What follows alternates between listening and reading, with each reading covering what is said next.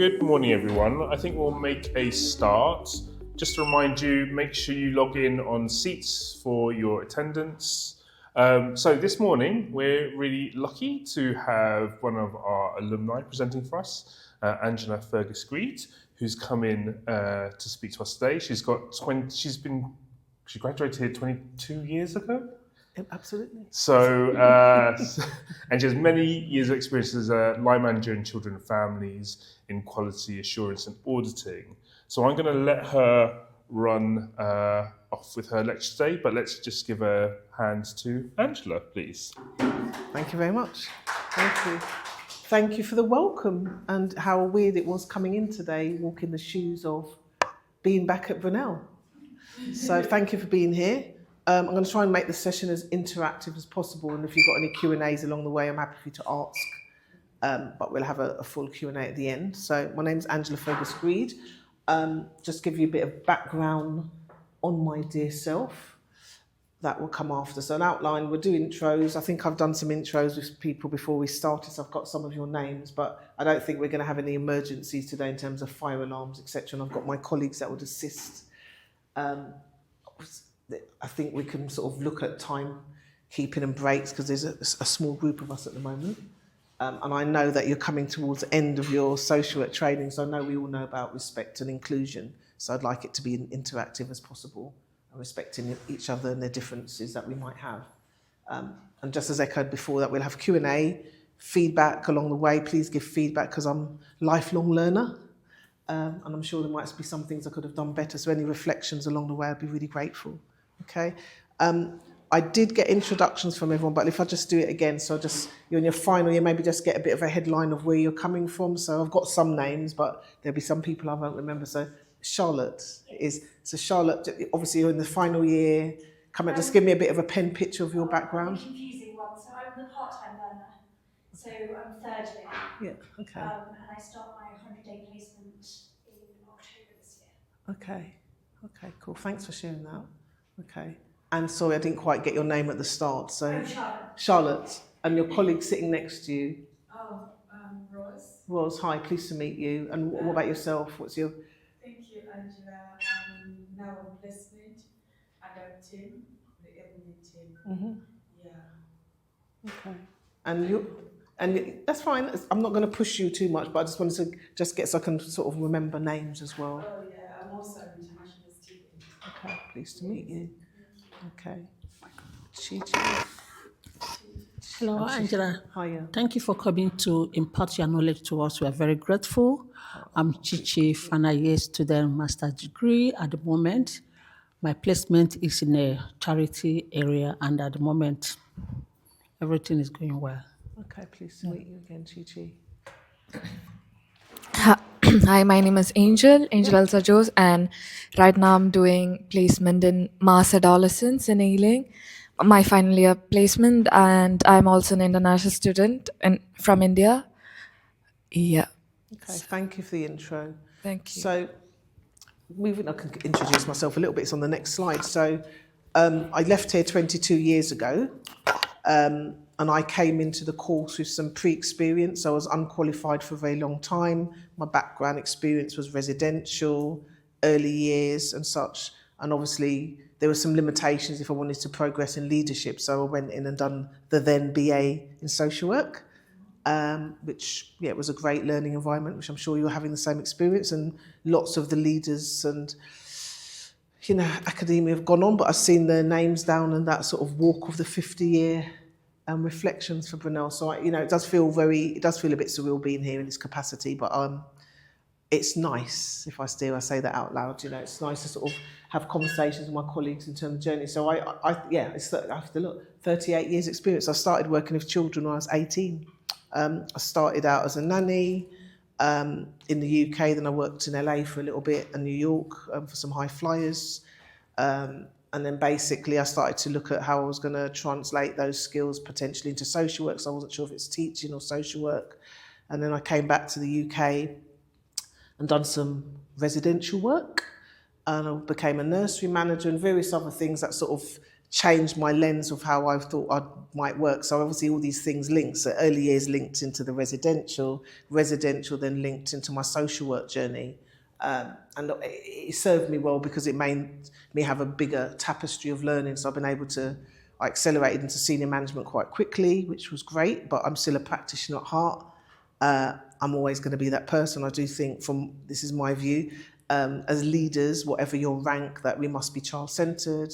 And sometimes if you're move into the higher ranking roles, then sometimes you can't actually do the doing. And I'm still one of those people that like to do the doing. So I do drift in and out and weave out of different roles because I like the doing of children and families. Does that make sense? Yeah. So currently in between contracts, starting somewhere new, which I can't sort of say in this lecture because I'm waiting to sign on the dotted line. So maybe you can get an update after the end of this week. And it'll be going back to somewhere I've worked in another capacity. And I suppose one of my big interests is children looked after. I'm very interested in EDI. I will say once upon a time I was a care experienced child, young person, so I do think that took me on this journey. I own it. It's not the only thing that defines me, but it is a part of my DNA and I'm quite happy to own it. Key interest, I think I've said, is really about working with families authentically, and I think as I've got older and mature, because I'm 12 years from retirement age, that it becomes really important to me about how we work with children and families and what message is saying, especially when they go back and want to look at their case files. So I think for me that's one of the big things when you think about QA as well. What are we writing down? What does it look like? There's benchmarks for QA, but there's also when young people or the families come back to read, is it a true narrative? You know, can it stand to what was written at the time? Is it accurate? You know, and that's one of my passions, if I'm being honest, about that whole, you know, what you know, if someone wrote about you, is it going to be factual and accurate? It's not just about being ready for Ofsted or other colleagues who need to do the checking and balances of social work. Does that make sense? Yeah. Okay. And obviously, I think I've said on the bottom of the slide there that the latter, I think for me, one of the challenges that come with this profession is about, and again, it's not just about QA per se, it's just about being safe in social work, how we maintain allyship, support and protection. You may all say connected when you leave this course. Some of us have, when I left Brunel, some of us are still connected, and I've got different allyship in terms of groups and support, so it's quite a good thing to do if you're able to sort of take that on your journey of people that can be your peer support. Yeah? Okay. Anything anyone wants to ask at this point, or can I move on? Yeah? Okay. Okay, so what is quality assurance? So quality assurance can be defined as a continuous feedback process. It requires us all to be curious, which I'm sure we know what curiosity is, being engaged and challenging gaps in practice, and also celebrating the good work in the workforce. We all know at the moment that social work is a very challenging workforce at the moment because of cuts, people doing more than due, you know, working 70, 80 hours a week, which I'm not promoting, lack of self-care, burnout, all the things that come in social work, but, you know, it's a great profession. So in the bubble of madness at times, we must always self-care and also recognise that the job is important, but the self-care element, and I will talk about that later on, because I think it still comes into this whole quality assurance. To me, it's not just about the work, it's about self. So I sort of entwine QA in lots of different angles. Local authorities have lead officers who have specific roles and function in QA. And I think most of you know about IRO, independent reviewing officers, child protection chairs, and I'll go on to another slide that outlines. It's not a prescriptive list of QA, but they're people that hold the reins in making sure that they can measure what is happening across local authority services. Obviously, the role of all of them is to look at the quality of the work on a wider level, providing reports and audits for learning, improving practice, and always the buzzword, readiness for Ofsted, which I'm sure we've all heard. But QA is not just about Ofsted visits, it's about making sure, as I stated earlier, that our recording discipline is accurate and precise, that we stand to attention if we're corporate parents for children in care, for example, and that actually the information is accurate and we can stand to it, and if not, be held accountable, address it and move on and try to not repeat patterns. Does this make sense? Yeah? Okay. Next slide. So I think some of the key things that have come from audit activity that I've been involved in, I've worked in a few boroughs that I'm not going to name because I'm not in that capacity. I'm here in my independent self at the moment, even though I'm a social work expert, is about the timeliness and quality of assessment. So I think pretty much every local authority I've worked in, probably from your experiences as well, they will always be having conversations about the timeliness and quality of assessments. And by that, for example, if you're doing frontline assessments, you know that there's a certain timescales to get those done from first point of contact, midway point, and if you're going to take, for example, children to the child protection plan route. So there's always timeliness. It's always good to check in your organisation that they're following the statutory guidance. There will be an internal processes that will need to be adopted. If in doubt, ask. You know, even all these years on, I don't make assumptions. We should be following the statutory guidance, but then sometimes the local policy may be sometimes tweaked. But obviously for your best practice, and as we're registered social workers, it's kind of paramount to make sure that you're working on the same crib sheet as your organisation. Does that make sense? Yeah. So their best practice model might be, for example, when I was an IRO, most local authorities, the drive is you must get the recommendations on within 24 hours. Minutes are supposed to be done within 20 days. Some people worked that down. Sometimes there was a delay because if the data processes weren't followed, for example, a social work report's missing or that doesn't link, it prevents you from doing your piece of work. So that means you might have to do it in Word. Does that make sense? So it's making sure you check with your organisations about what the expectations are, and they should all have a quality assurance framework which sets out what the expectations are in each local authority, and that should be reviewed regularly by a principal social worker, senior leaders, and potentially yourselves if you can consult. Does that make sense? Yeah. If I'm going too fast, slow me down because I'm mindful some of this is all in my head. Other key themes from audit and activity: the voice of the child, young person, the families. Audit activity is not just about the assessments, it's about bringing alive what a child is saying. They don't want to keep repeating things, but sadly they do with changes of social workers and the workforce. And young people say that to us all the time, you know, they get fed up of repeating the story all the time. And the families, so it's just making sure we've captured it accurately. Has the previous author of that report got it right? Do we want to check it out? So you might check things out. There might be two assessments given two different narratives. When you meet that child or young person, asking them what their story is, if they're willing to share again for accuracy, so that you're not just adopting and working on what's been written before. Does that make sense? So that I do think we do a lot of repeating, there's a lot of factual information, but sometimes we have to reassess the information so that that follows that child on their journey. Yeah. Timeliness, I think I've repeated that again, and I think that's probably because it's underpinned in my head. Timeliness is repeated again, and the quality of plans.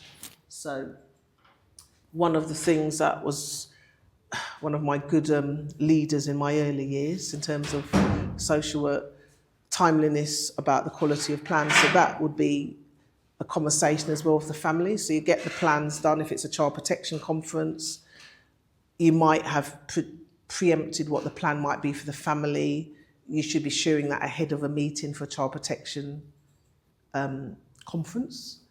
And basically, you're not preempting that there's going to be a child protection plan, but you're having a conversation. And sometimes parents are not up to speed with that. They might find out in a conference. So it's building on that, maybe in a conference, but it's setting it out. And the timeliness in my head is making sure they see it before they walk in that room, so that they're not in a meeting where all of this stuff is being translated by us as professionals, and they come to this is the plan, and they're not fully in tune with what it should be.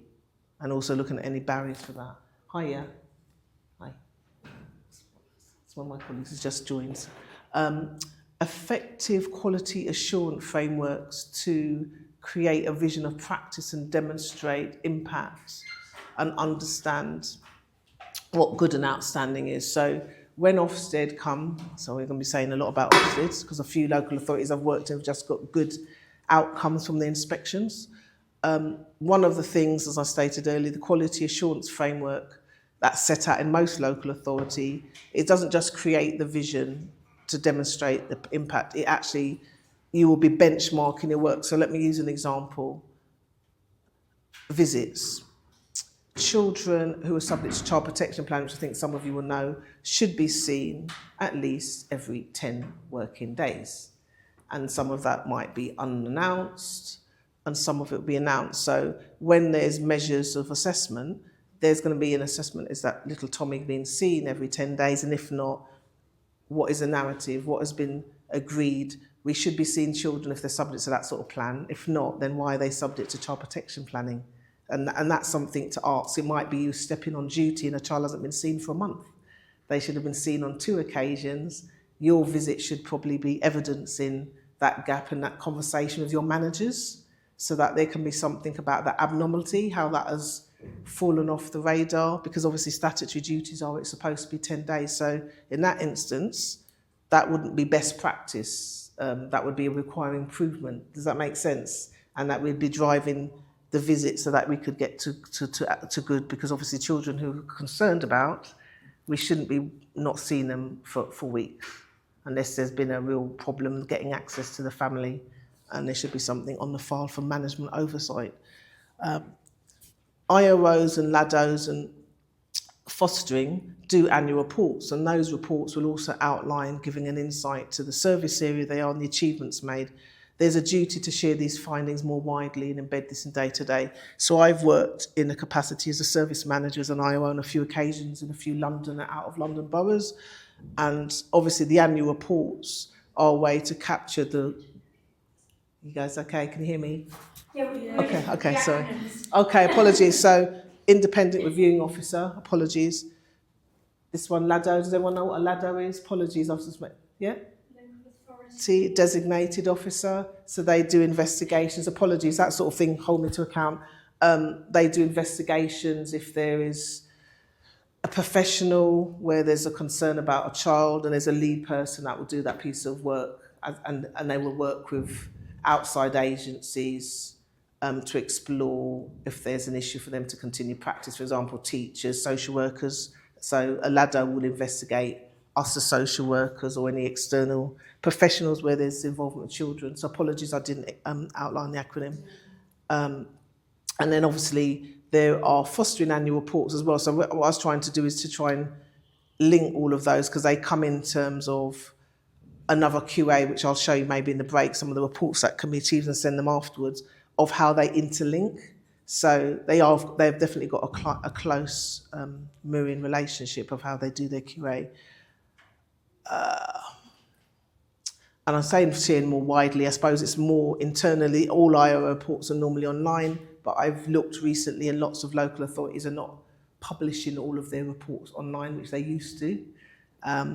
Sometimes internally in the safeguarding board, so every local authority safeguarding board should have a link. So if you are working in somewhere now on placement, it might be helpful to ask them where they keep their annual reports for some of these service areas, so you can sort of see what it looks like, because it should be published. So if people wish to see it, and also it's about making sure the information is there for local authorities. Yeah. And I probably can show you some examples. I didn't bring any in today, but I can show you how to link on those. Is there anything anyone wants to ask before I move on? So I've touched on some of the roles. This isn't not a prescriptive list, but these are the ones that all came to mind. So my view, quality assurance in social work is not just frontline practitioners, which we all are and aspire to continue to be frontline practitioners. QA, from my experience, and when I was unqualified, it came from my unqualified days, constantly QAing, and I'd even say foster carers, but I've kept it as family support workers, social work assistants, personal advisors who work in youth justice or an unqualified capacity, because they feed into the QA. So my view is QA is everybody's business. I think that's what I wanted to stem from, that it's not just us, it's everybody. So social workers, we've got a duty to make sure visits are done statutory. Our colleagues who are family support workers, social work assistants, will be managed by team managers where it's their duty to make sure things are done. But equally, there's an expectation that we all do that. Quality assurance officer and policy officers in organisations generally have a focus area of QA. That's all they do. So once upon a time I worked in a local authority, I'm trying not to name local authorities, where I was a quality assurance policy officer, and all my job was to work with the senior leadership team on policies. It was obviously a lot for Ofsted readiness. Any changes to the policies, in that case that was triacs, they came through our team, so we had to QA it to make sure they met the service need, and then there was a review date. So our team did that, but we consulted with everybody more widely. So there were key QA roles in social work in case in the future you're interested in that sort of thing, that you can still use your social work skills in. And our senior practitioners, again, social workers and ATM, team managers may have that sort of supervisory role. So part of our QA brief is clearly when you're having supervision with staff is to see what support needs they might have. They may be new to the QA world, they may be new to social work. I push this not just because I've been a manager and good leadership in my view is you must always have supervision.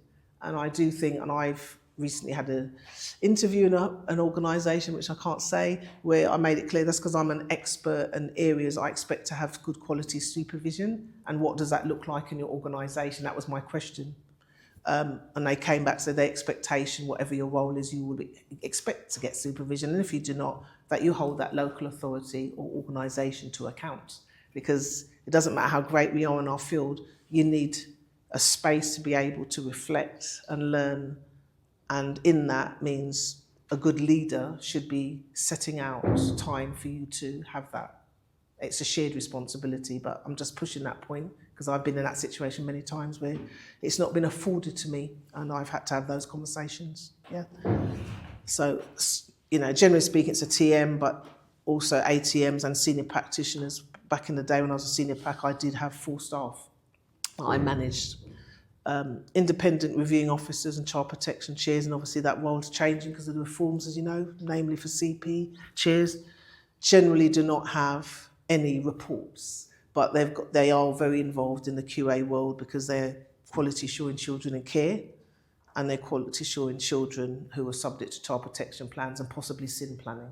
Yeah, I'm sure you're all familiar with child protection because you're coming to the end of your learning, isn't it? Yeah. Principal social workers. So in some local authorities, principal social workers would be seen as advanced practitioners, but in this instance, I'm talking about principal social workers who function as a head of service. They're the QA expert. They will be involved in the academic drive in local authorities for the learning, for students and the wider workforce.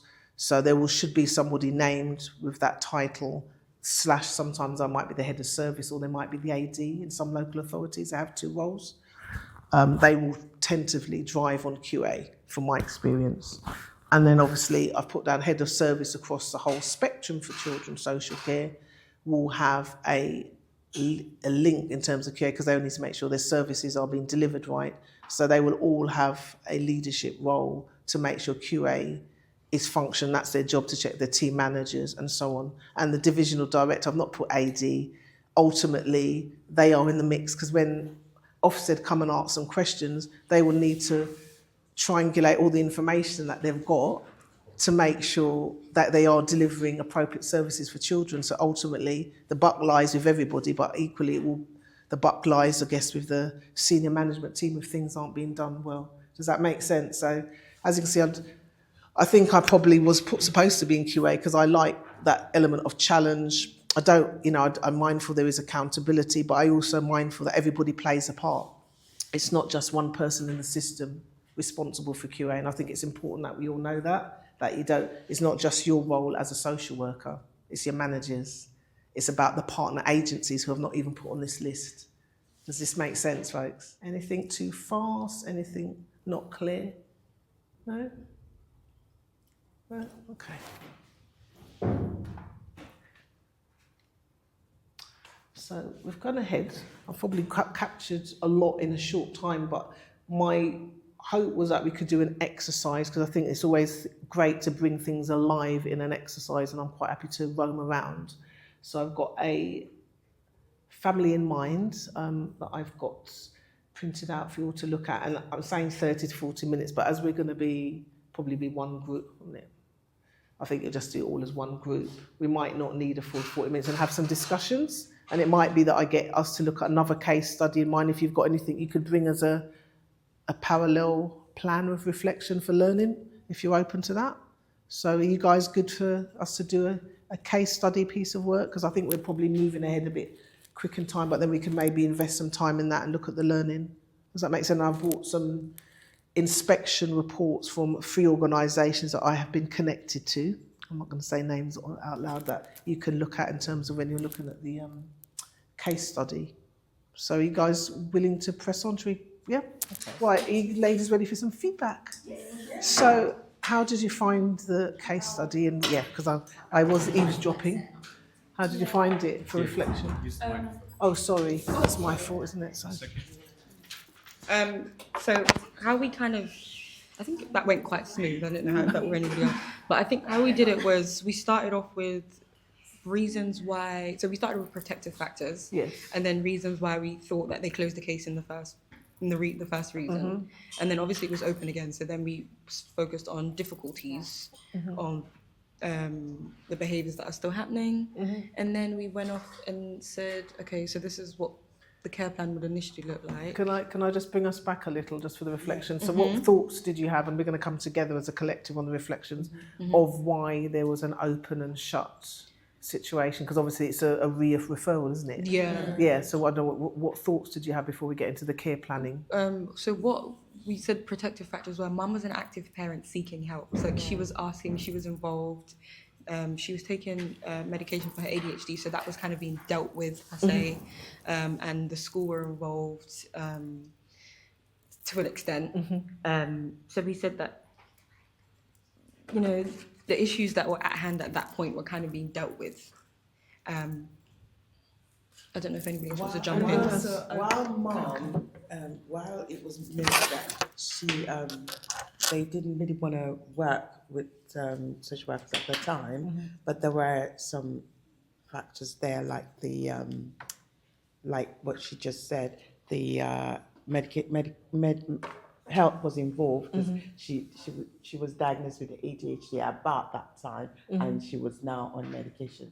So there could have been that, felt that okay, this health is involved. She's getting that support now with health, and with that, the school is also involved because the school reported her non-attendance. So that means the school too would have some support in place for her, and mom would then eventually be able to cope with it. Okay, I'll give some reflections. You're all in the right direction. I'm probably pushing you a bit before we get to the care planning. Sorry.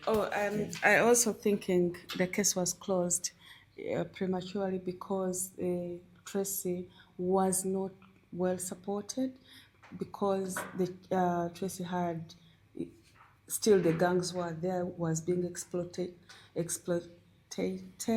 and there was a gap. The gap which wasn't being discussed before the case was closed. Mom really needed support from maybe social services, but according to this case study, it does not give a conclusion why they had to close the case. So to me, there was a gap between the mother and the child. They left the child, Tracy, just there without any action plan. Okay, so safety planning comes into play. Yes. We're signing it out So there. that's when we have to go. We went for safety plans. As a social worker who is trying to help the young girl, I'm wondering in my mind, why should they close the case when the girl is still having issues, problem? Does it make sense? It does, and I'm going to put that back to you. What are your thoughts? So, what was their rationale? Did they? Why did? And you're coming to I know you're coming together as a group. So I thought that the social worker would have gone deeper to know why she's like that, finding a safety plan for her, but not to closing the case is worsening. You worsen the girl's. Can we hold that question for when because I think we might have an opportunity. I'm going to come back to have some more reflections about cases in mind. Because who makes decisions about closing cases? Social workers or managers? Yeah, managers. Okay, so there you go. I have just one other contribution that we have a bigger picture of this family now. But at the time when the first initial referral came in, it was just about her not attending school. And it wasn't, and I'm sure it wasn't for 9 months. The school would have reached out a lot earlier, which is what happened then. And because it was just her non-attendance, it was logical to feel that her HDAD was a major factor. And because it was now being treated, we could just assume that she will now calm down. Some very good thought processes coming out here. So, ladies, sorry, because I'm just thinking of time. Well, have you got a care plan in mind? So we know Yes. Tracy's looked after. We can come together. I don't know if you've got any thoughts you want to add to, and I know we've sort of done it as split grouping, but the key, obviously, Section 47 was mentioned by the ladies earlier, I'll touch base. There is some element of Section 47 that will be in your psyche, but as she's looked after, the first thing comes plays her well-being, is she safe in the environment she's in? There are lots of other risk factors, which I think you've pulled on about gangs. Is she on the edge of membership? Do we know what's going on? That's where all the curious inquiry would come in as a social worker. Multi-agencies. I'm putting this out there if you've not thought of it yet. Who is in the plan for this child? Is school involved? Yes. Health, dad? I heard people talking about absent dad. Dads must be, or mothers if they're absent, by whatever means necessary, exhaust to find them.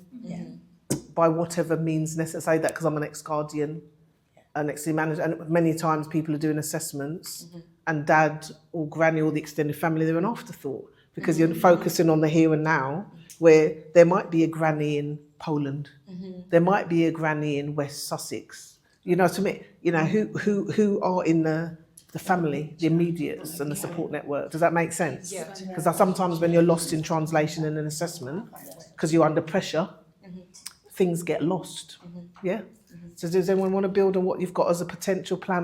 There's not going to be any right or wrong answer, but it's just to get an idea of your thinking. What have you got pulled together? So we first said strategy meeting needs to be held first with education, social services, health, and the police. What's the rationale? Sorry, I'm being tricky. No, I understand. Yeah.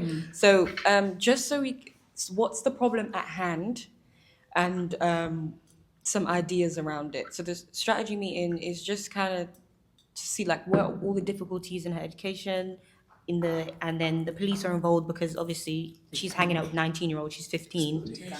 The sexual behavior as well, like what's kind of going on around that. Health, because we don't know, it says she potentially might be sexually active, but we kind of need to know what's going on for her. Her ADHD as well, her being on that medication, and she's not taking it the way she should be. How is that affecting her as Can well? I pause us? Yeah. So 15, we're corporate parents. I'm putting this in the mix for the thinking, the reflection. We're concerned about sexual health. Can we, as we know, we can't force young people to have sexual health screening, even though we're the corporate parent or through birth parent for our children, we encourage. How would we encourage that? Because obviously I'm hearing that, and I'm deliberately saying this because, as you know, we cannot force any young person to access some services where it might be in their best interest, including education. I think our first one is direct work. It could be the social worker, kind of just building that relationship, kind of we're hoping that she kind of tells her what's going on with her, and then building that relationship, encourage her to go to branch out to these services that we're trying to offer her. So we'd say we're trying to offer her sexual health clinic, counselling, self-neglect help, because she's obviously self-neglecting, and to go back into school and stuff. So we're just kind of hoping she has a really good social worker that's able to. And any advancements on that of how you would promote direct work? So this is me with my manager's hat on, I'm very sorry. So direct work, I'm doing direct work, that's a common one when you're doing a QA. Direct work, not evidence on the child or young person's file. Does this make sense, yeah? So especially if there's care proceedings, because Tracy may not stay Section 20. Is she going to be a child subject to a care order till she transitions in age? The guardian will be looking at what is exactly the schedule of work and what does it look like. She might not want to do any of the work. What's the next steps? I'm jumping the gun a bit, if you can see where I'm going. But you're all on the right page. Any reflection, thoughts? So do you think she should be looked after?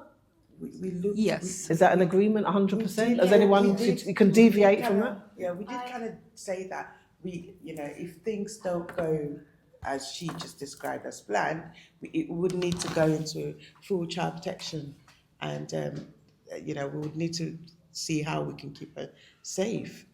Can I because come in with yeah. reflection? So children in care, this is one, it's reflection. Not many local authorities promote children in care being subject to a child protection plan. So children looked after would supersede that. Yeah, So that's true. there are some local authorities that do have children on split plans, but the viewpoint will be they might transition from being CP or SIN, child in need, become looked after. But it's very rare for them to be subject to two-tier plannings because it gets blurred. Does that make sense? Yeah, it does. So I know but what you mean. I You're think talking about safety planning. What we were trying to focus on is on how to wean her away from the gang, gang thing, and the alcohol and drug abuse. Yeah, because I think Yeah, I'm gonna come to you. that behaviour is part of the gang affiliation. So it's around work with her to try and get her away from that. Okay. So there's clear safeguarding concerns, even though she's looked after, she should be safer. However, the risk's still there because we haven't done the deep diving of the assessments. There's lots of different things to be done. Does that make sense? I know where you're coming from. Ladies, because I know you're trying to give you eye contact. I think you want to contribute. Thank you. Okay, so this is a section 20. So the mum has said that she needs help and support, which means that she may have told the local authority that you guys can have parental responsibility over the child to help me and support me, which is a section 20. I would say that we refer the child to CAMS, number one, because of the ADHD. Then maybe like drug and alcohol services to help her with the cannabis and the drinking. Maybe educate her on contextual safeguarding and what that looks like and what that is. Then it says like it's an interim. It's not in the care order, right? But we might have to analyse the child's foster carers? Yes. Foster carers to see how that's going. Is she doing well there? Is she getting better?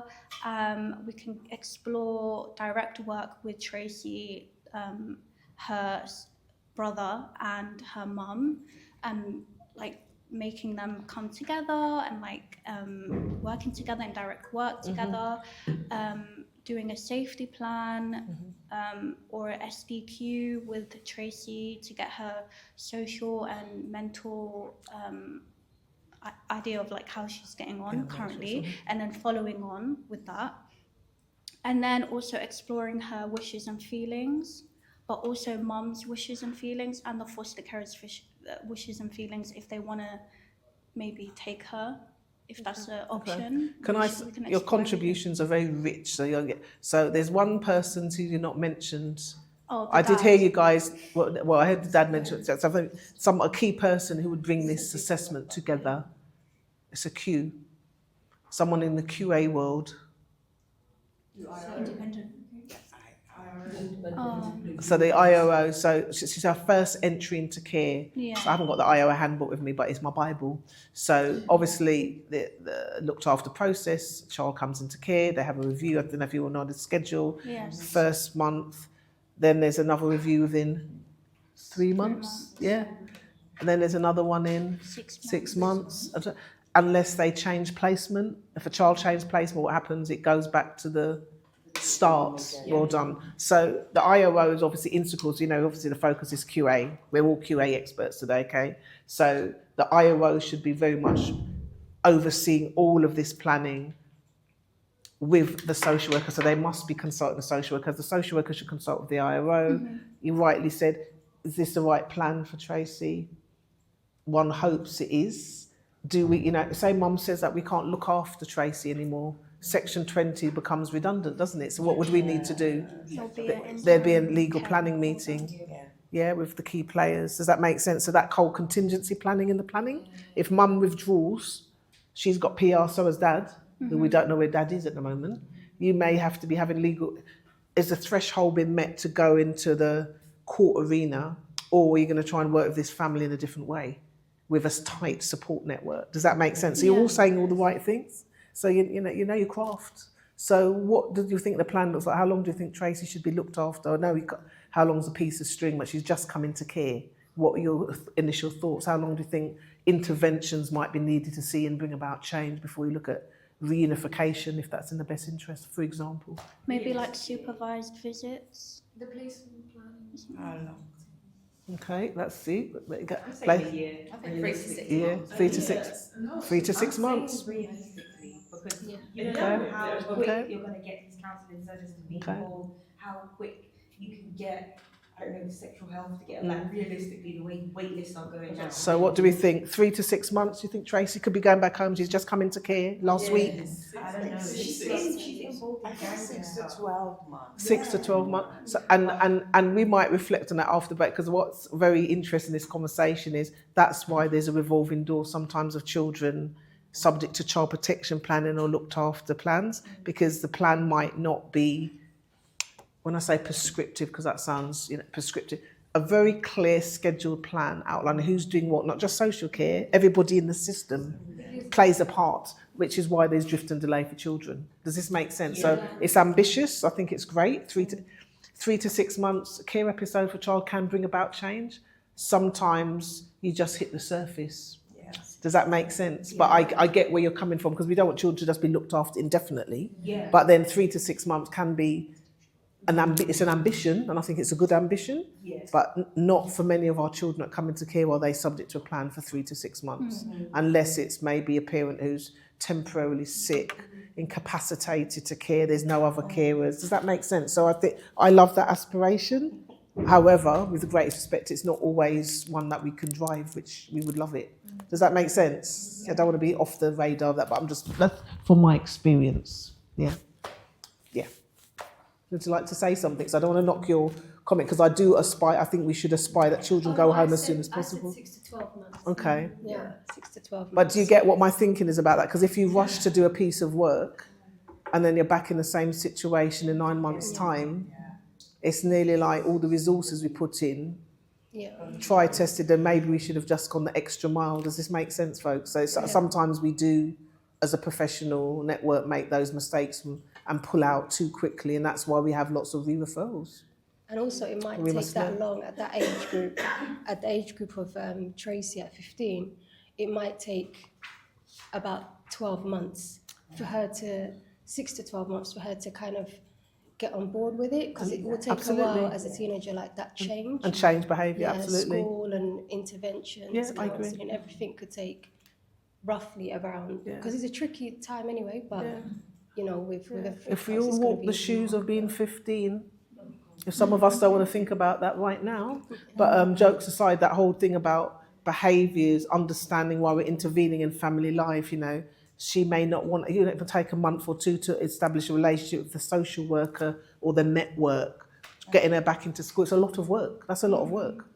And that child in mind is a child in mind-ish potential, but I mixed it with all different things from another life, but it was bit more full of honour, and that child she was looked after from a long time till they transitioned as a care leaver. It was without giving too much away, she was in care for 5 years.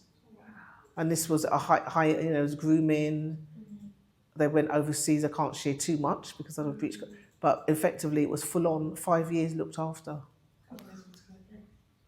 There's bits I've weaved two children in mind into one, so I've made it a bit more, with a child in mind. But that was a 5-year care episode.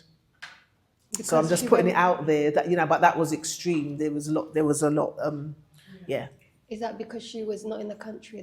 This child in mind did end up leaving the country because they got involved in serious safeguarding stuff, and they were out of the country for a period of time. I can't say too much because I don't want to reveal too much, but that's a child in mind that I will always remember. But I weaved it with another child in mind where when there's two different elements of concerns like the missing, gang, school, all of that together, that's a lot. So it's just thinking about that, but so the ambition is always a short period of time in care to hopefully reunify children back home where we can. Sometimes we can't. Sometimes they need to be looked after for their best interests. And also, what does dad want? Maybe dad can step up and be the alternative care, or maybe they can co-parent apart. Does that make sense? So this, where parenting assessments come in.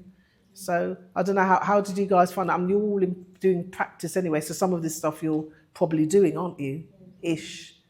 Does it faze you? Does it worry you? Would you call your managers out if they said, shut this? And, so I'm saying, Angela, I'm your manager. I'm sorry, I'm not happy. Why are we shutting this case down? Would you challenge your manager, say, listen, we need to do some more work?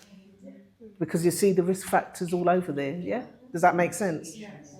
Because it is, you are experts in your field, social workers, we all are. So it's about accountability and checks and balances, because sometimes the work is so fast that you get different tasks to do, but it might be that you can't, there's some things that you need to do checks and balances. You can't shut down vulnerable children. And sometimes that's making difficult decisions, and that means maybe having difficult conversations with your leadership team, potentially. Does this make sense? Yeah. And that's what I'm saying about peer support, because that profile, if I'm being honest, is not dissimilar to what we're all dealing with day to day right now. I think some of you know that, yeah?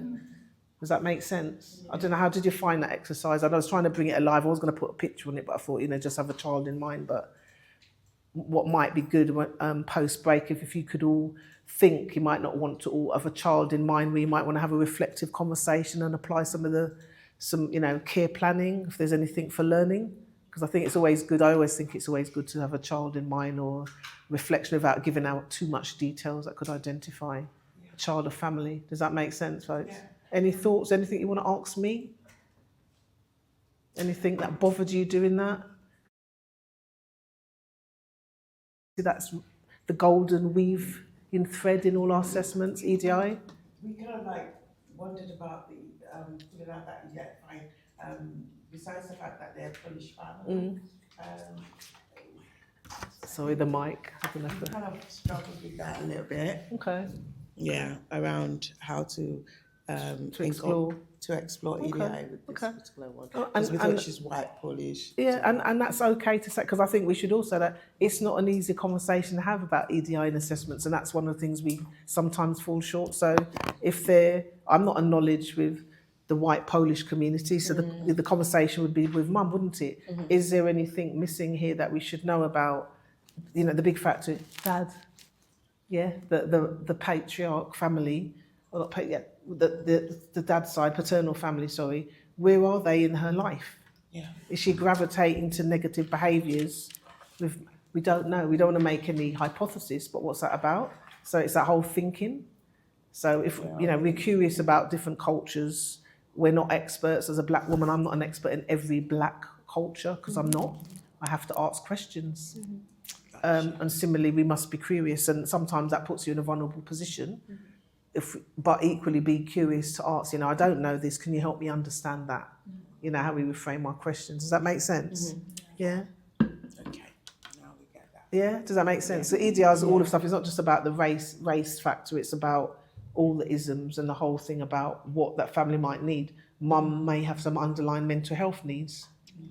What's her support network? Is she only comfortable speaking to some people? In some situations, some families don't want to work with some families.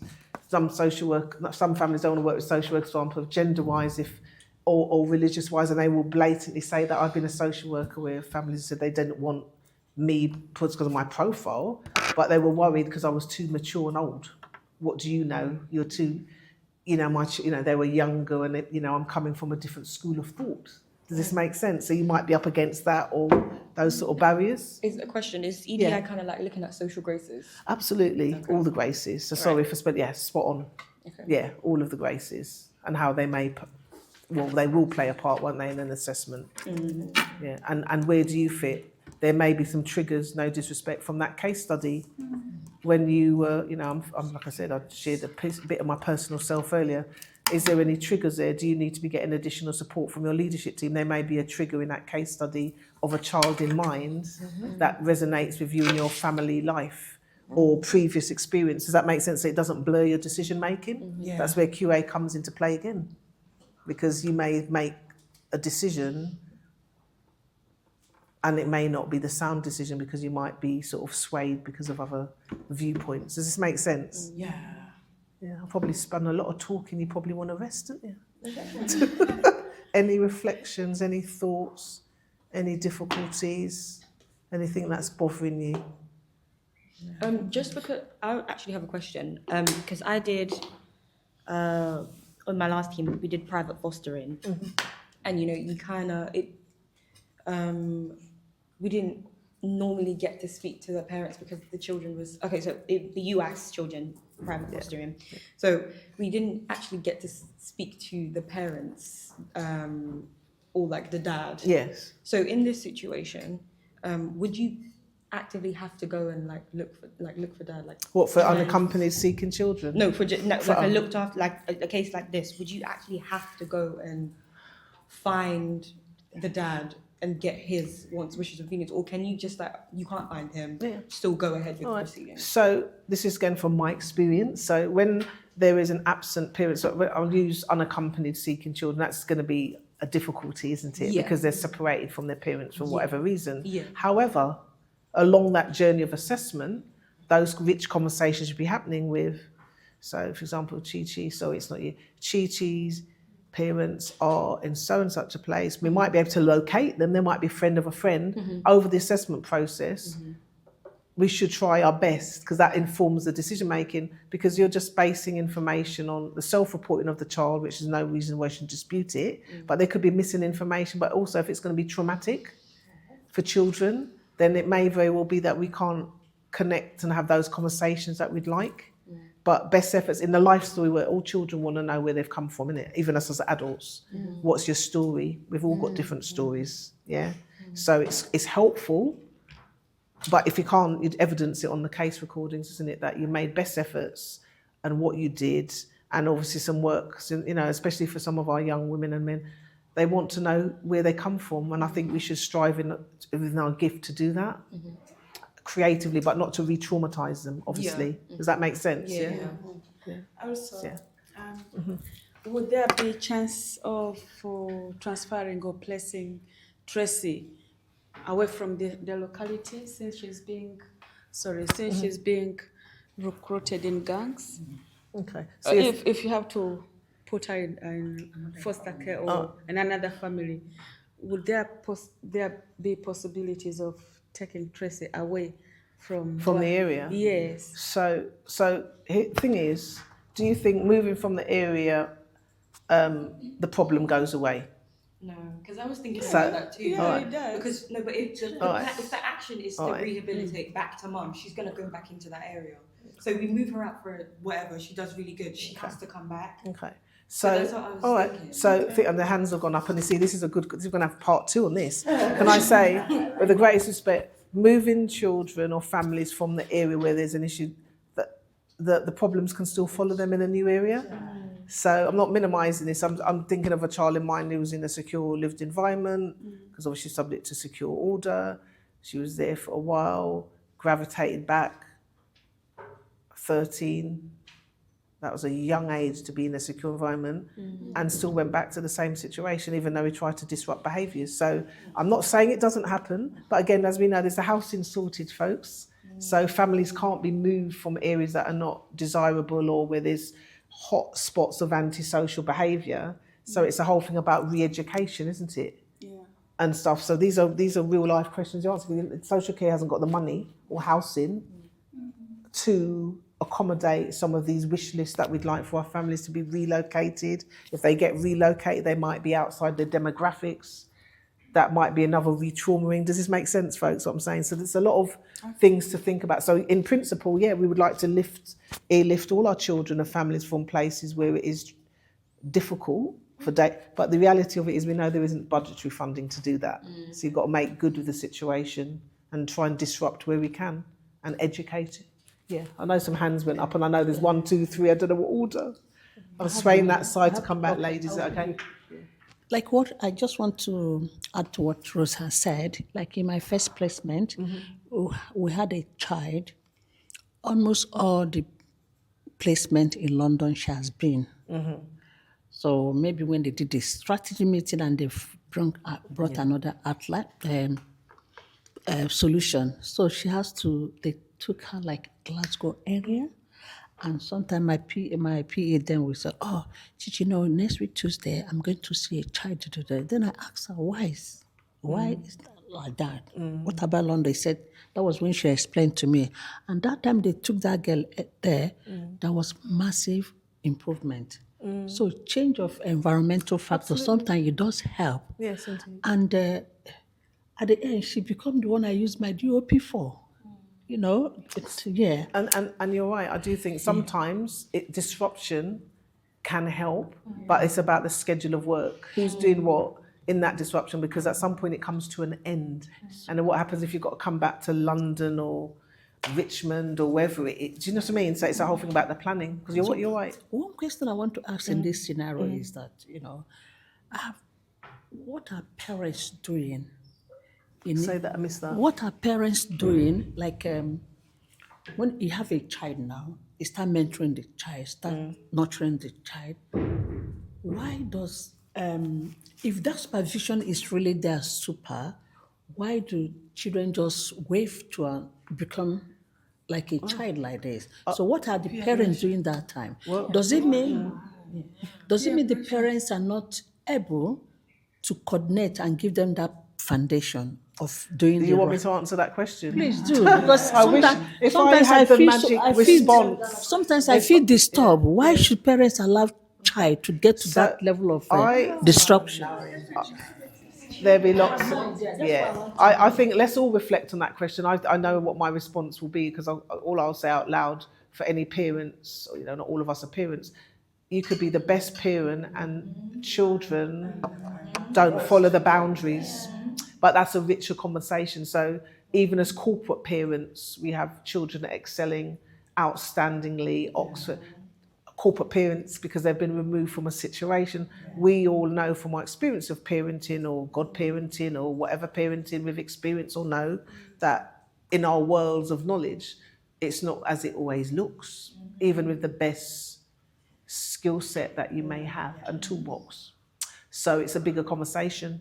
For even our, you know, it's a challenge. Parenting is not an easy task. There's no guidebook, is there?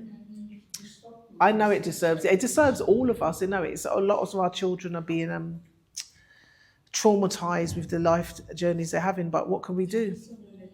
It's a sad shame. We do our best within our role, within our gift. Yeah. Our colleagues have got their arms up. Sorry, and I'm mindful. Yeah, sorry. Yeah, I was just going to mention about Samuel, age 4. So obviously there'll be interventions. Will one of those interventions be parenting interventions? I'm sure there'll hopefully be parenting interventions for Molly, because she states here that she's willing to put hands on Tracy if she needs to. Obviously that's a safeguarding concern, you know, as much as Tracy's out of control, that's still physical towards another child. So does that put then Samuel possibly under safeguarding?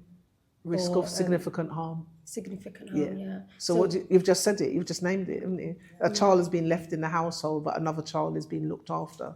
That's not uncommon either. So it's not uncommon. One child could be subject to a child protection plan, another one in the household is not. Yeah. How do you manage that risk? Because you're spot on that whole, what assessments can be done holistically for everybody.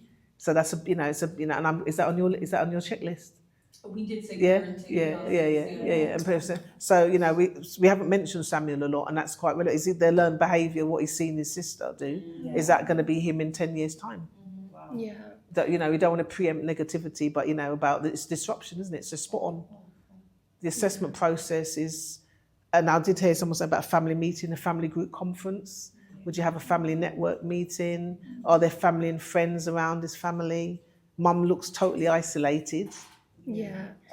You know, how are we going to support her in her mental health and emotional well-being?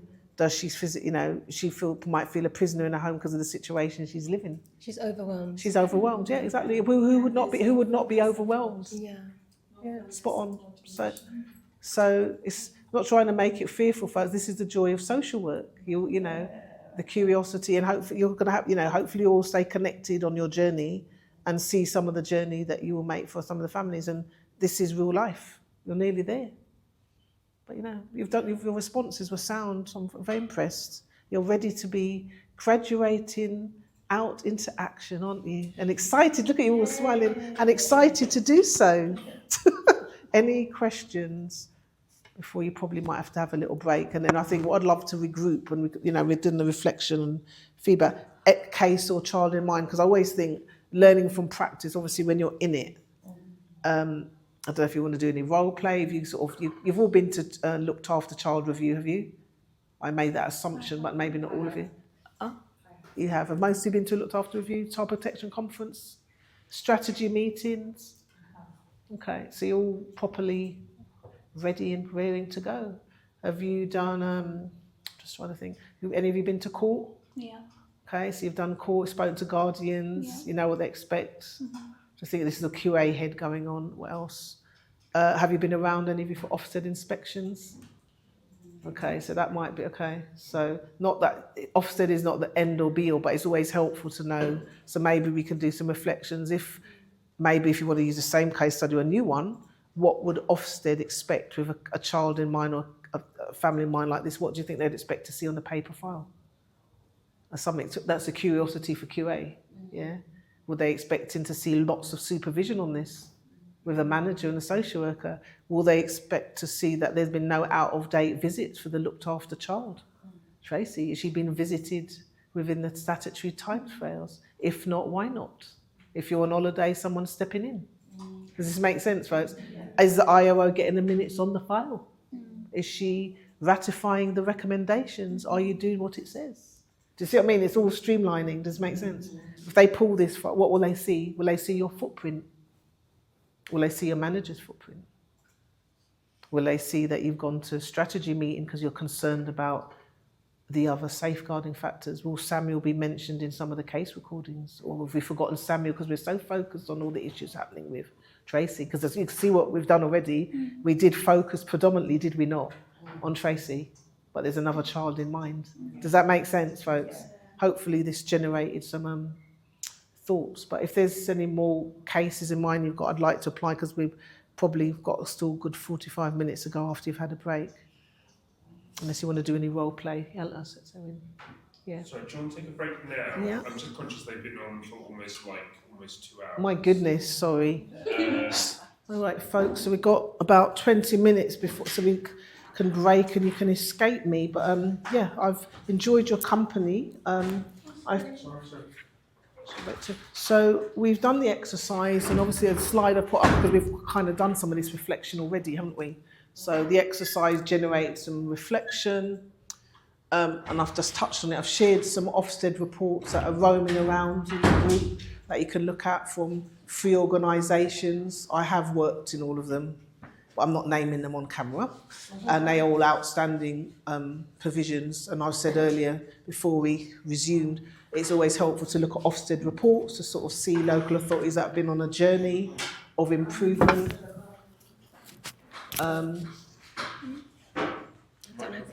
Is it over here? Oh.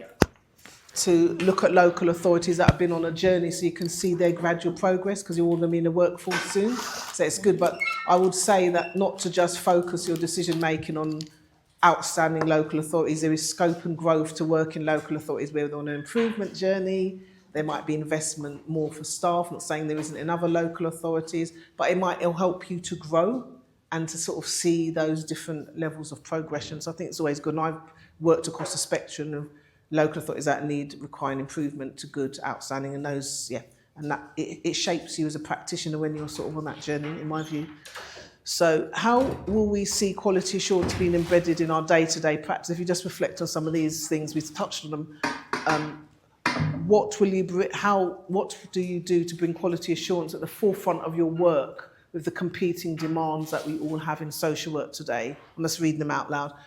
How will you address any gaps in practice, including external partner agencies? Some of these we applied in the exercise we did earlier. What will you do if there are gaps in management oversight that impacts on the care plan for children and families you work with?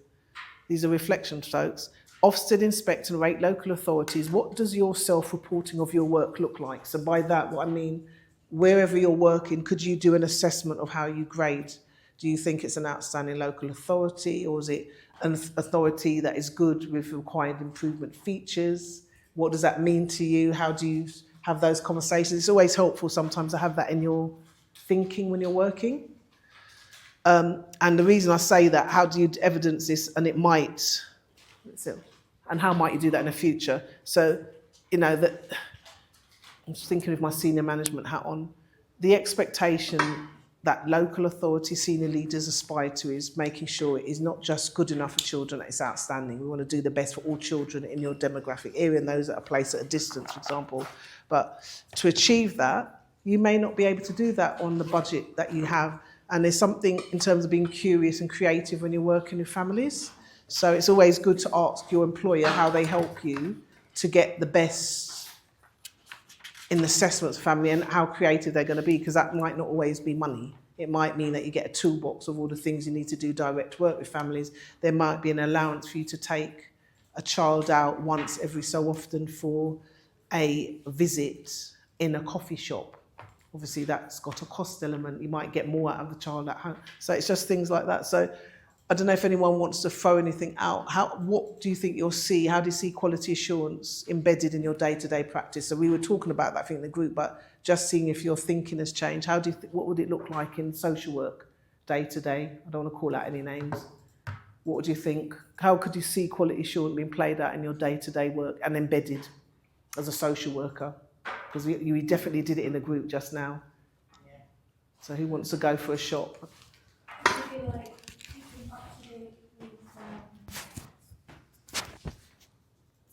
So keeping up to date with case notes. Yep.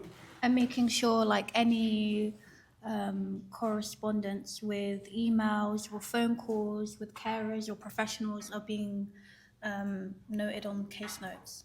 Mm-hmm. Any advancement on that from anyone else? Thank you. Quality assurance being embedded in day-to-day practice. So keeping a record, I've got a hand up here, records of case notes, reflecting the work you're doing with children and young people. What else would you expect as a QA? Basically, well, you're the social worker. What does... Yeah, we missed someone, sorry. Yeah, we'll come back to you in a minute, yeah. Putting the child at the center of your assessment and also building on the family's strength. Yeah. Excellent. Yeah, that's very good. Anyone else? Okay, so we should work according to the legislation, know when to use the policy and procedure to know what we're doing. Yeah. Yep. So you quality assurance experts in this room, yeah? Supervision. Supervision. Yeah. And what do you expect? So how do we see quality being embedded in data? So how does that play out in practice? So would you expect day-to-day supervision or? Yeah, you have your regular supervision, right, but you should also be able to speak to your management if you have any issues like chat or anything you want to challenge. Absolutely. Yeah. Absolutely. So I build on that, my best practice as a practitioner hat on, and you don't just wait for supervision, you schedule supervision. If there are any burning care planning or curious questions, hopefully you have an approachable manager, and in their absence, what would you do? What would you do in their absence? Just to phone out a question. So your manager's on holiday, there's a burning issue, supervision's not for another 2-3 more weeks. Would you sit on it, or what would you do? Absolutely. So you don't put yourself at risk. Yeah. So that whole QA element is everyone's business. It doesn't just sit with you. So yeah, so that day-to-day something may crop up, and there's always usually a buddy manager covering teams, isn't there? So you're not going to be without a manager to make sure that you're listened to and heard, and that conversation is captured on a child's record. Management oversight. Yeah. So that's outside of supervision. Does it make sense, folks? Yeah. So there's something, it's not just about a paper trail, it shows that there's some analytical thinking with you as a practitioner, and that's been recorded by someone, and you've raised maybe something that you're worried about, that there's a record. Does this make sense, folks? Yeah? I'm sure that's happening in your world anyway. Right. And I think we've covered that. Addressing any gaps.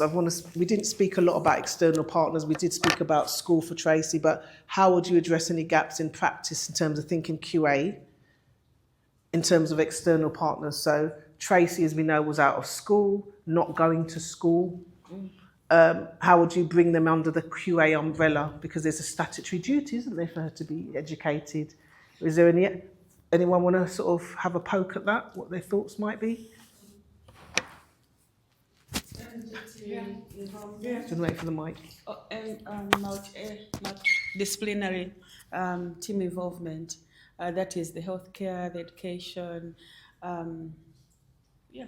Okay, so you're thinking multi-agency meeting. Yes. And she's looked after, isn't she? So Yeah. obviously be having LAC reviews, Yeah. contributions from those professionals in that meeting. Yeah. If they don't attend, maybe get them to give their views in an email that you can capture that. Does that make sense? Because there's a commonality sometimes that some professionals don't get to these meetings and we don't have their views. It might be coming from the social work perspective. So it's always helpful that if there are any gaps, you get that practitioner or their team to own it. That's what I did when I was an IOO, a child protection chair. Yeah. To, you can't attend the meeting, please can you make sure you provide a report or some sort of synopsis of what your thinking is at the time so that can inform decision making. Does that make sense, folks? So it's not just that reliance on the social work team that they own the decision making, that the gaps then are filled. Does that make sense, folks? Yeah? Okay. Management oversight, I think we've covered. I'm going to move us on because the clock is ticking. Measuring success. So this is, I suppose, it's how do you measure success? So I've put, you will see quality assurance if it's working at its best. You will see an increased staff confidence, improvements in multi-agency relationships. That will embed quality assurance across the system. That's the ambition, yeah? So that if everybody's doing their bit, that should bring together a better sense of understanding of a child's journey. Everybody knows what they're doing. We can rely on each other to fill the gaps, and that, you know, best practice we should be working towards outstanding. This will be evidenced by a strengthened engagement across services, ensuring curiosity and deeper understanding of quality assurance and our interventions to children and families. So by that, if we're all working as a collective, it should show that we all know our craft. Does that make sense? That when, again, I don't like keep saying Ofsted, it's because I'm in an Ofsted window at this moment in time, I guess, that they will see the footprint of every service working with that family and what they're doing. And that's what they will always look at that. So it won't just be about what social care is doing, what was education doing for Tracy, what was the educare team doing before they shut the case down previously. Does this make sense? So it's the joining up. So that is something that is good for you if you get an allocation of a child or family, that you can see what the involvement is, and maybe you can even make sense of that in your QA starts of working with families, that you can see who's working before you, if there was involvement, and see what agencies were involved. Does that make sense? Yeah. The voices in children, I think we discussed that earlier, and how it's important that how that's illustrated by children and their families. If we get feedback from them, that can build upon measuring success to know if we're doing a good enough job or if there are things we can improve better. We talk to Tracy and her mum and dad if we reach out to him to get a sense of how we're doing. We can share that as best practice or any learning areas, and also that would feed into inspection cycles, because what they like, local authorities, what we do is to pull on case examples where there's been some good work or areas of development, so that there is basically a lot of children on Annex A where they pull all that information, and they've got these children's numbers will be pulled, and you can get an idea of what it looks like. It's embedding a culture that enables us to work more effectively with our partners, setting the scene of our expectations. I've said it again, strengthening joint relationships, because we are not working as a silo as social workers, we work with others. Hopefully we will see improvements in our care planning and outcomes across the board for children and families, and we answer questions timely to minimise delays in achieving, and I've obviously got a typo there, for what I apologise, to minimise delays in achieving this, so I apologise for that's a typo. Quality assurance requires, in my view, a permanent shift in how we assess, listen and work with children and families. We all need to be proactive, we all need to ask questions, lead by curiosity, humility and courage, and that is a big ask when you're on your journey as a social worker, but it's just to reflect on those. Always ask questions, there's no silly question. Feel confident to ask. Have your ally group to support and have those conversations. We all aspire, these are some, me manifesting some positive words, we all aspire to live in a world that is inclusive and that our words become actions, and we take every opportunity to celebrate that. Again, if a child goes back and look at the case files, hopefully that will come alive when they're reading back their story. Quality assurance requires all of us a commitment and values to question our own practice and to be open to scrutiny, regardless of your role. So, example, it doesn't matter what hat I'm wearing, senior manager, practitioner, ISW, because I've worn lots of different hats. I've got to hold myself to account when I fall short, because I'm not perfect, and take away the learning. And QA allows you to do that. And if you're open, that's how you grow. Does that make sense, folks? Yeah? We need to promote thoughtful leadership, I suppose, because all of you, your leaders are social workers, yeah, and you might go into leadership at a different level, supervision of staff. We need to promote thoughtful leadership and focus on practice and how we strive to achieve excellence and work together so that negative beliefs and attitudes and values are disrupted. And the reason I say that, there's that, so I'm going to use this line. I live out of London at the moment. I'm not going to say where on camera, but for example, I'll say Little Morton, I'll just make a place. There's a school of thought in some local authorities where this is how Little Morton works. So that's how we do things, but local authorities have got a way of doing things, but there's a statutory framework you work, so it should be a best practice model, not because Little Morton, for example, if that was a local authority, that's how we do things, because actually there should be a statutory guidance that drives how we do work.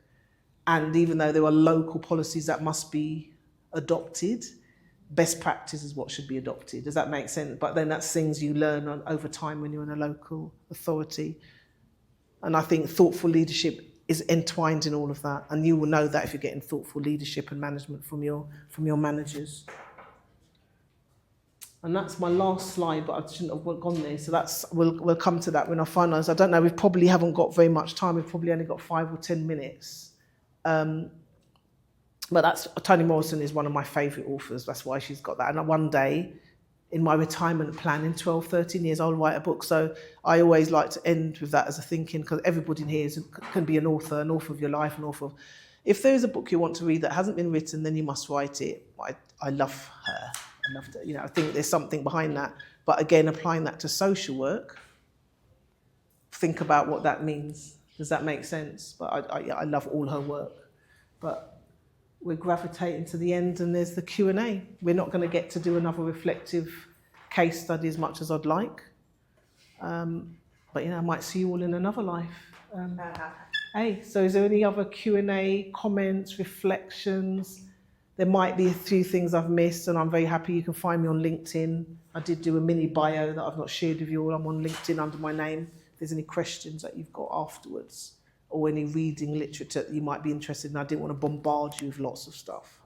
So is there anything that you'd like to say, reflections, thoughts?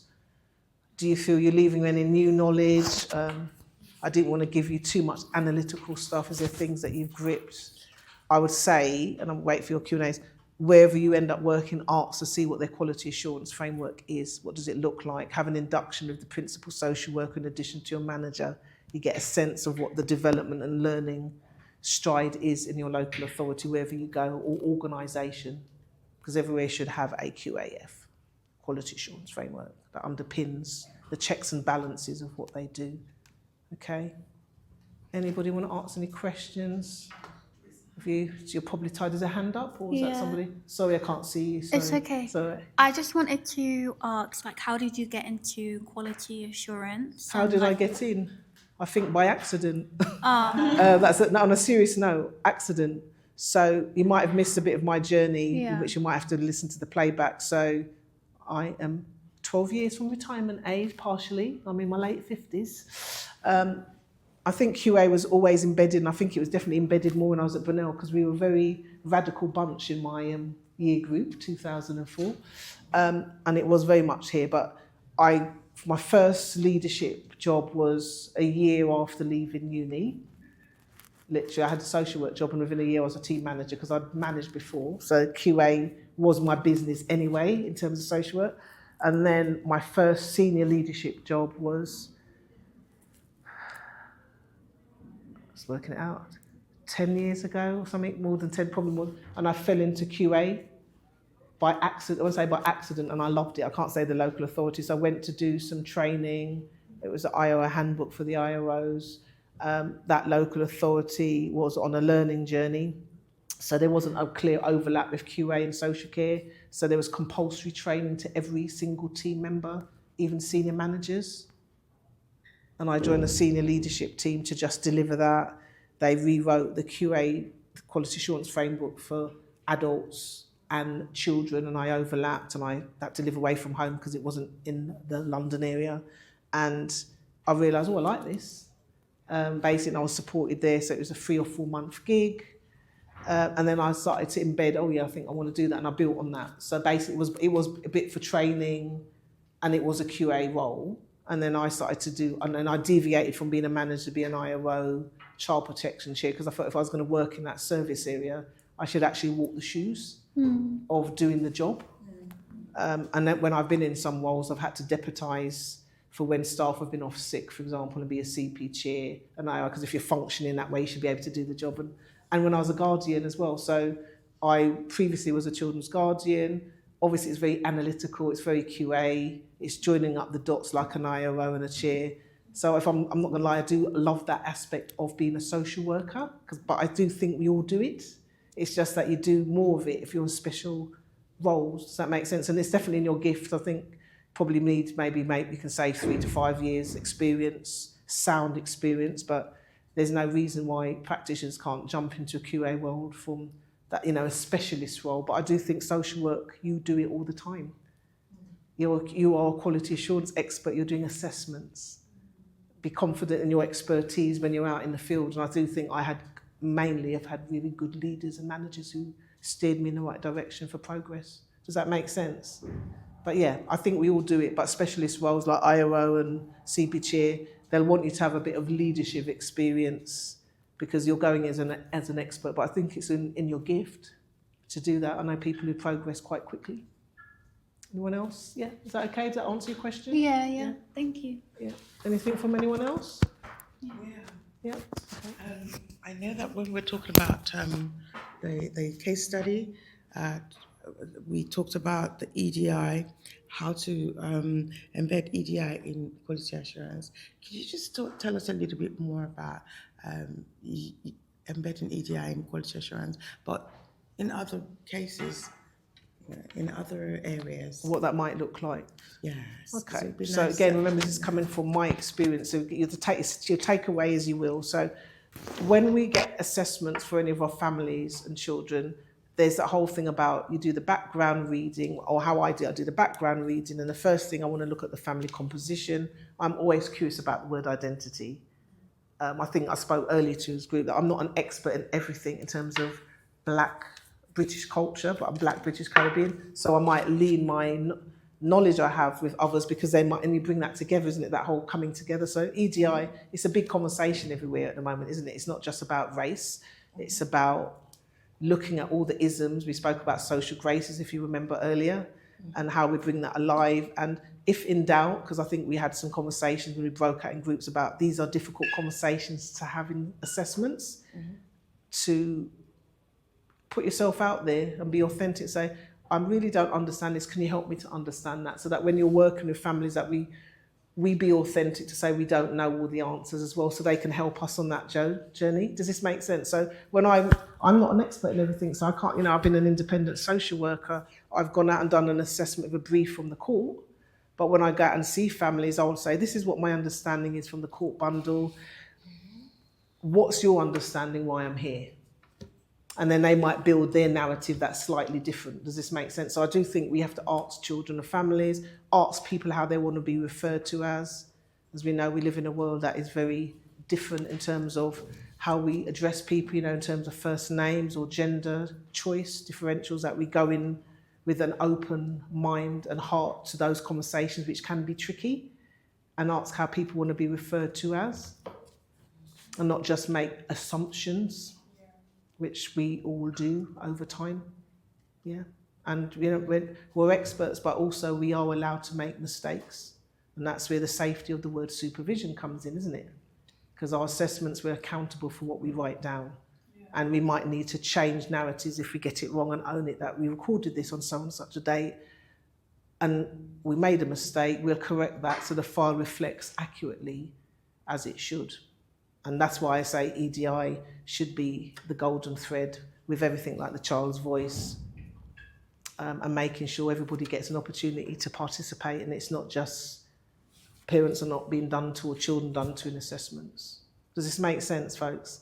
I know you know all this because you're coming to the end of your learning, your experts anyway. Does that make sense? So probably not have asked it as rich as you'd like, but there are lots of tools and groups. There are forums that, if people come back to me, I can link you into if you wanted to get more info. There's lots of groups that are having these ongoing discussions, and every local authority and organisation has a duty to make sure that's embedded in the practice model for staff, the families we serve, accessibility, and making sure that, it's not fashionable to just say ADI, it should be executed in everything we do. And again, families deserve that, in my view.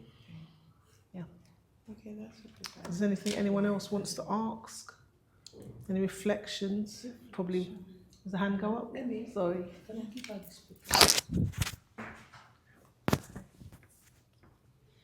I wanted to ask, in terms of Ofsted and the way in schools work, you talked about holding people accountable.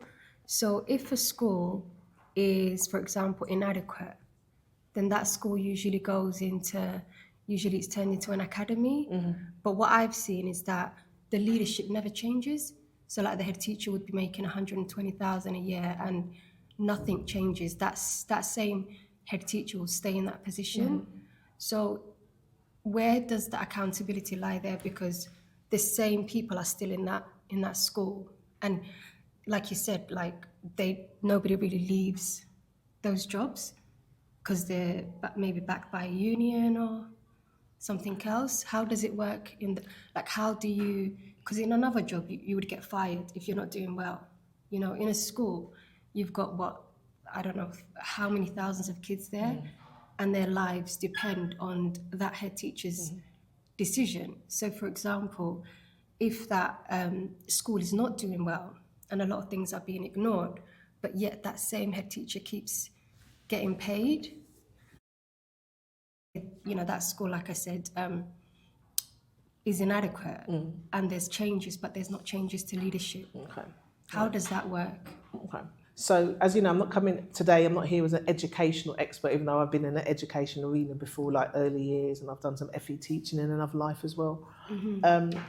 So I'm not coming from an education perspective because it would be wrong, because that's not my expertise. But when we talk about accountability, obviously Ofsted Inspections for Education follows a similar line as social care. Along the journey of Ofsted inspections, everybody's accountable. But again, I don't know how the decision making comes about in education. At the end of the day, I think this is not uncommon. Mm-hmm. All I can say is when that comes to our line of sight that we ask those questions, there's obviously a different statutory instrument in social work. Mm-hmm. I don't think social care, if I'm being honest, from what I've seen on my life journey as a practitioner, if things aren't going in the right direction in local authorities, people are held accountable. That's my experience. That's the only experience that I've had, that all the inspections I've been involved in, that the outcomes, if they're good or require improvement, is evidence in reports.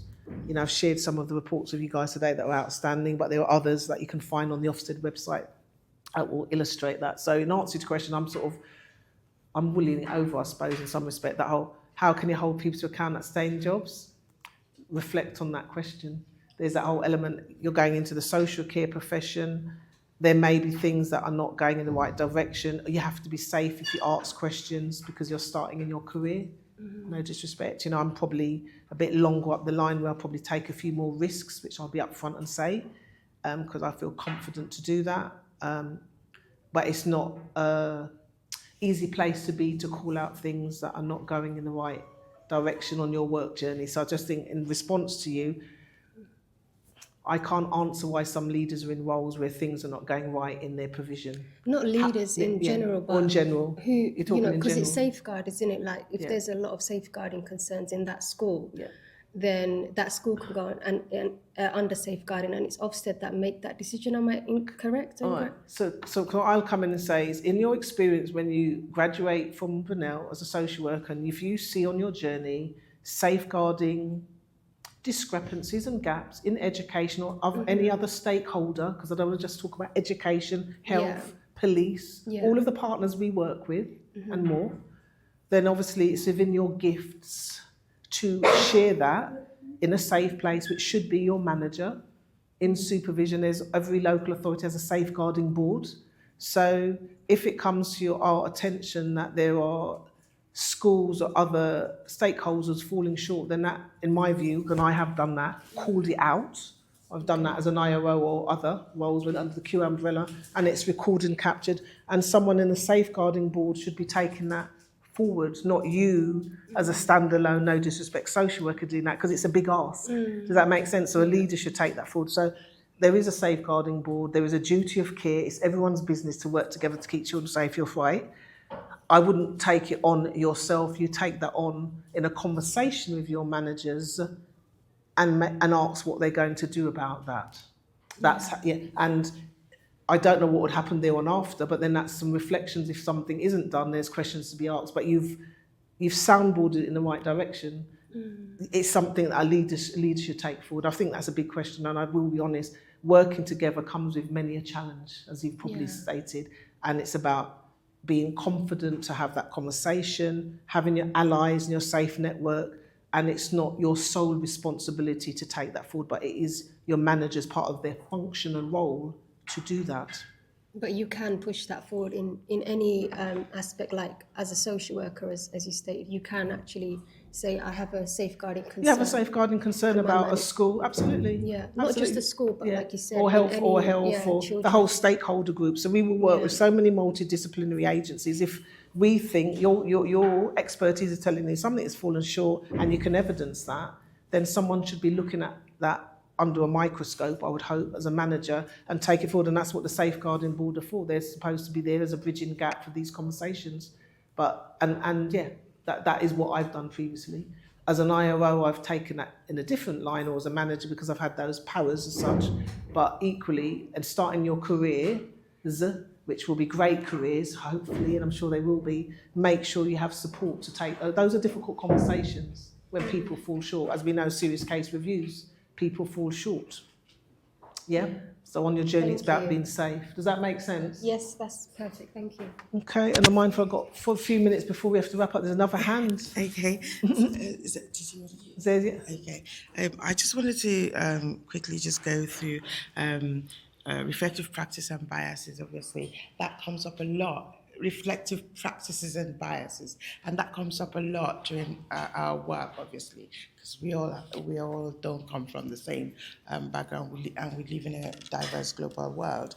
So I was thinking about what are any tools that you can that would help with approaching this in the practice with young children, with children and families.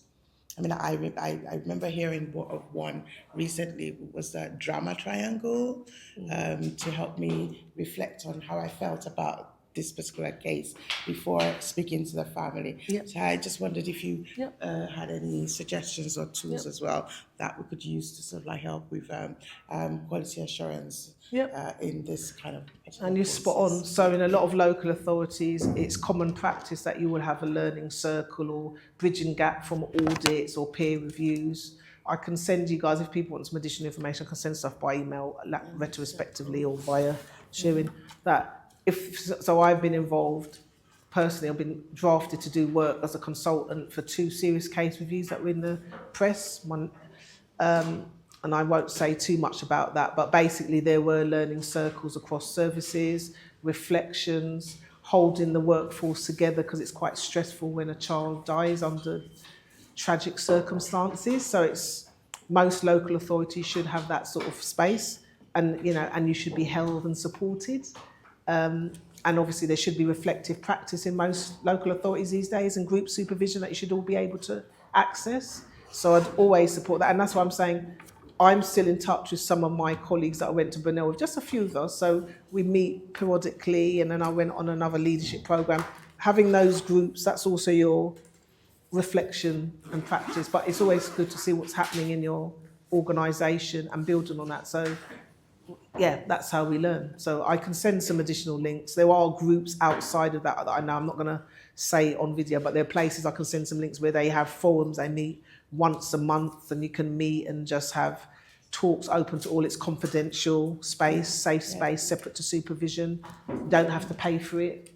Practitioners can go, and you meet people across the whole of the UK, for example, to learn and pull on their learning. Does that make sense? So if you guys are interested, I can send some links and you can share. Might not have answered your question as full as you like, but I think most local authorities need to have a space for the learning, and hopefully if you're being supervised, and buddies, if you're new to a local authority, the best practice is you should have a buddy for at least the first couple of months of your work, so you know how things are done in that local authority organisation. But I'm mindful I need to wrap up before you end up going into a lunchtime. But it was really a privilege to meet you, and I wish you well on your journey, folks, and I might see you all in another life. Pre my retirement. Thank you.